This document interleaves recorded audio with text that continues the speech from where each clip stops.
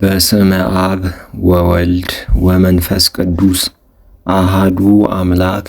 በኅዳር 15 በስንክሳር ታስበው የሚውሉ በዓላትና የወንጌል ንባባት ቅዱስ ሚናስ ወሚናስ ሊቀ ጳጳሳት ፊቅጦር ወመብክዩ ዘነግ ምስባክ መዝሙር 33 ከቁጥር 10 እስከ 11 በኡላንሰ ነድዩ ወርህቡ ወእለሰ የሐስሰዎ ለእግዚአብሔር ይተጸነሱ እምኩሉ ሰናያት ንዑ ደቂቀየ ወሰምዑኒ። የቅዱስ ሉቃስ ወንጌል ምዕራፍ 6 ከቁጥር 24 እስከ 27 ያለው ኃይለ ቃል እንዲህ ይላል። ነገር ግን እናንተ ባለጠጎች ወዮላችሁ፣ ደስታችሁን ጨርሳችኋልና። ዛሬ ለምትጠግቡ ወዮላችሁ፣ ትራባላችሁና። ዛሬ ለምትስቁም ወዮላችሁ፣ ታዝናላችሁና ታለቅሳላችሁምና። ሰዎች ሁሉ ስለ እናንተ መልካሙን ነገር ቢናገሩላችሁ ወዮላችሁ። አባቶቻቸው ለሐሰተኞች ነቢያት እንዲህ ያደርጉ ነበርና። ስለ ቃሉ የቃሉ ባለቤት ልዑል እግዚአብሔር ስሙ የተመሰገነ ይሁን። የሐዋርያው የቅዱስ ጳውሎስ መልእክት ወደ ሮሜ ሰዎች ምዕራፍ 14 ከቁጥር 12 እስከ ፍጻሜ ያለው ኃይለ ቃል እንዲህ ይላል። እነሆ ሁላችን በእግዚአብሔር ዘንድ እንደምንመረመር ታወቀ። እንግዲህ ከዛሬ ጀምሮ እርስ በርሳችን አንነቃቀፍ፣ ይልቁንም ለወንድም እንቅፋትን ወይም ማሰናከያን ማንም እንዳያኖር ይህን አስቡ። በራሱ ርኩስ የሆነ ነገር እንደሌለ በጌታችን በኢየሱስ ሆኜ አውቄአለሁ ተረድቻለሁም። ነገር ግን ማናቸውም ነገር ርኩስ እንደሚሆን ለሚያስብ ያ ለእርሱ ርኩስ ነው። በመብል ምክንያት ባልንጀራህን የምታሳዝን ከሆንህ ፍቅር የለህም። በውኑ ክርስቶስ ስለ እርሱ የሞተለት ያ ሰው በመብል ምክንያት ሊጎዳ ይገባልን? እንግዲህ ጌታችን የሰጠንን መልካሙን ነገር አታሰድቡ። የእግዚአብሔር መንግሥት ጽድቅና ሰላም በመንፈስ ቅዱስም የሆነ ደስታ ነው እንጂ መብልና መጠጥ አይደለምና።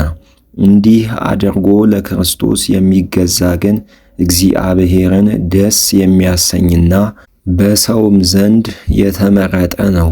አሁንም ወንድማችን ይታነጽ ዘንድ ሰላምን እንከተላት።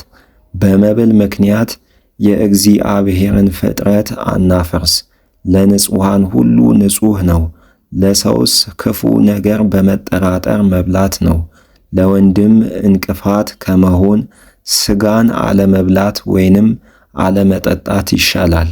እምነት ካለህ በእግዚአብሔር ፊት ባመንኸው እምነት ራስህን አጽና። ባገኘው አእምሮም ራሱን የሚዘልፍ ብፁዕ ነው። የሚጠራጠር ግን ቢበላ ይፈረድበታል፣ በማመን አልሆነምና።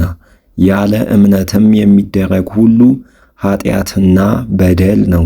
ስለ ቃሉ የቃሉ ባለቤት ልዑል እግዚአብሔር ስሙ የተመሰገነ ይሁን። የመጀመሪያው የቅዱስ ጴጥሮስ መልእክት ምዕራፍ 2 ከቁጥር 21 እስከ ፍጻሜ ያለው ኃይለ ቃል እንዲህ ይላል። ለዚህ ተጠርታችኋልና ክርስቶስም እኮ ፍለጋውን ትከተሉ ዘንድ ምሳሌውን ሊተውላችሁ ስለ እናንተ መከራን ተቀብሏል። እርሱ ኃጢአት አልሠራም፣ በአንደበቱም ሐሰት አልተገኘበትም። ሲሰድቡት አልተሳደበም፣ መከራ ሲያጸኑበትም አልተቀየመም። ነገር ግን እውነተኛ ፍርድን ለሚፈርደው አሳልፎ ሰጠ፣ ከኃጢአታችን ያወጣን ዘንድ በጽድቁም ያድነን ዘንድ እርሱ ስለ ኃጢአታችን በሥጋው በእንጨት ላይ ተሰቀለ። በግርፋቱም ቁስል ቁስላችሁን ተፈወሳችሁ። እንደ በጎች ተቅበዘበዙ ነበርና አሁንም ወደ ነፍሳችሁ እረኛና ጠባቂ ተመለሱ። ስለ ቃሉ የቃሉ ባለቤት ልዑል እግዚአብሔር ስሙ የተመሰገነ ይሁን። የሐዋርያት ሥራ ምዕራፍ 13 ከቁጥር 1 እስከ 13 ያለው ኃይለ ቃል እንዲህ ይላል። በአንጾኪያ በነበረች ቤተ ክርስቲያንም ነቢያትና መምህራን ነበሩ። እነርሱም በርናባስ፣ ኔጌር የተባለው ስምዖን፣ የቀሬናው ሉቅዮስ፣ ከአራተኛው ክፍል ገዢ ከሄሮድስ ጋር ያደገው ምናሄ፣ ሳውልም ነበሩ።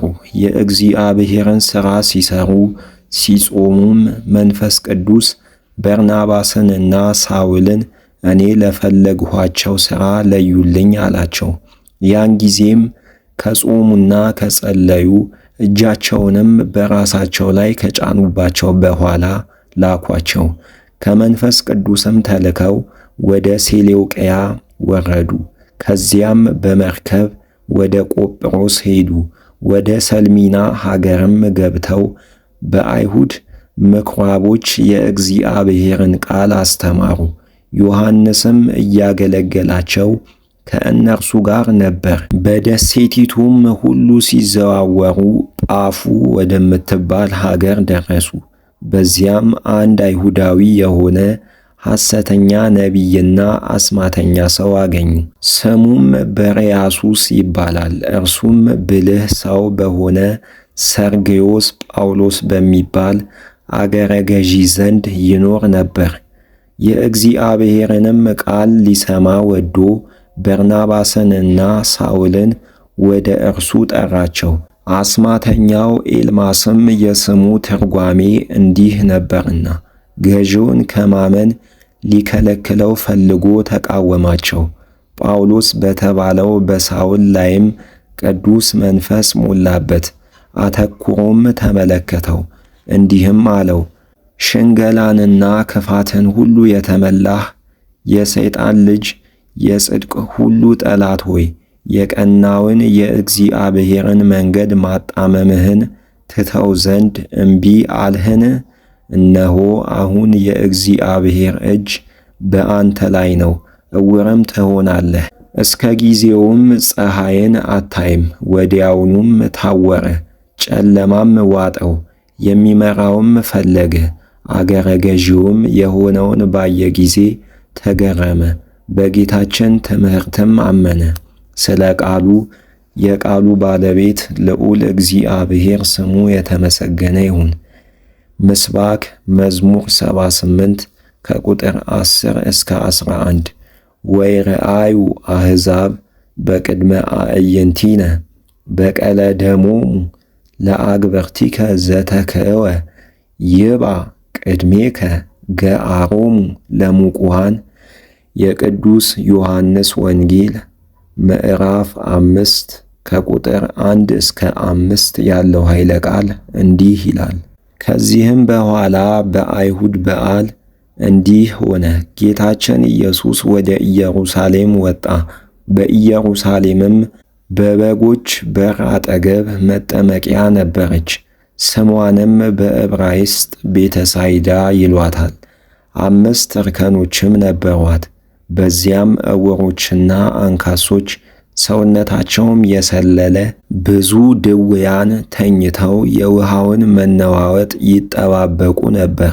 የእግዚአብሔር መልአክ ወደ መጠመቂያው ወርዶ ውሃውን በሚያናውጠው ጊዜ ከውሃው መናወጥ በኋላ በመጀመሪያ ወርዶ የሚጠመቅ ካለበት ደዌ ሁሉ ይፈወስ ነበርና። ስለ ቃሉ የቃሉ ባለቤት ልዑል እግዚአብሔር ስሙ የተመሰገነ ይሁን።